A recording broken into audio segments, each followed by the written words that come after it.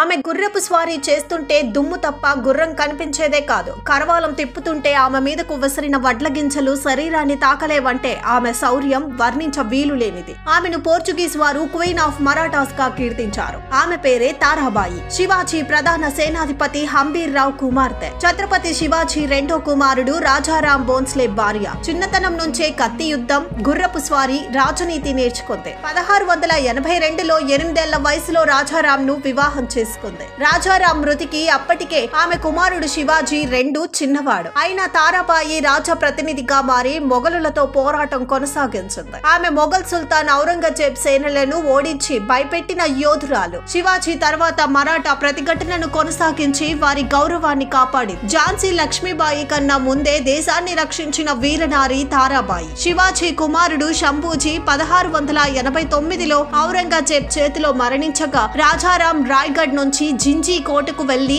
అక్కడ నుంచి పాలన కొనసాగించాడు. అయితే అతను ఊపిరితిత్తుల వ్యాధితో మరణించాడు. అప్పుడు తారాబాయికి 25 ఏళ్లు, 2 పిల్లలు. కానీ ఆమె నిరాశ చెందకుండా మరాఠా సేనకు నాయకత్వం వహించింది. కోల్పోయిన కోటలను తిరిగి దక్కించుకుని కొత్తగా మాల్వా ప్రాంతాన్ని జయించింది తారాబాయి. ఆమె మీదకు యుద్ధానికి వచ్చిన ఔరంగజేబ్ సేనాని ఆలంగీర్ గుండెల మీద గుర్రం డెక్కలతో కొట్టి కింద పడేయటంతో బ్రతుకు జీవుడా అని అతను పారిపోయాడు. ఆమె 27 ఏళ్ల పాటు మరాఠా సామ్రాజ్యాన్ని నిలబెట్టింది. 1705లో నర్మదా దాటి మాల్వాలో ప్రవేశించింది. 1706లో మొఘలులు ఆమెను 4 రోజులు బంధించారు. అయితే మరాఠా సైన్యం మెరుపు దాడి చేసి ఆమెను విముక్తి చేస్తుంది. శత్రువుల వ్యూహాలను నేర్చుకోవడమే ఆమె బలం. ఔరంగజేబ్ లంచాల ద్వారా శత్రువులను బలహీనపరిచే వ్యూహాన్ని ఉపయోగించేవాడు. అయితే వ్యూహాన్ని తారాబాయి మొఘలులపై ప్రయోగించింది. 1707లో ఔరంగజేబ్ మరణించినప్పటికీ మరాఠా మొఘల్ యుద్ధాలు కొనసాగాయి. మొఘలులు కుట్ర చేసి శంభూజీ కుమారుడు షాహు ఒకటిను చెర నుంచి విడిపించారు. దాంతో తారాబాయి షాహుల మధ్య వారసత్వ పోరు ప్రారంభమయ్యింది. చివరకు షాహును సార్వభౌముడిగా ప్రకటించటంతో తారాబాయి కోలాపూర్ వెళ్లి తలదాచుకుంది. 1714లో షాహు, రాజారాం రెండో భార్య కలిసి తారాబాయిని అధికారానికి దూరం చేశారు. తారాబాయి ఆమె కుమారుడు శివాజీ రెండు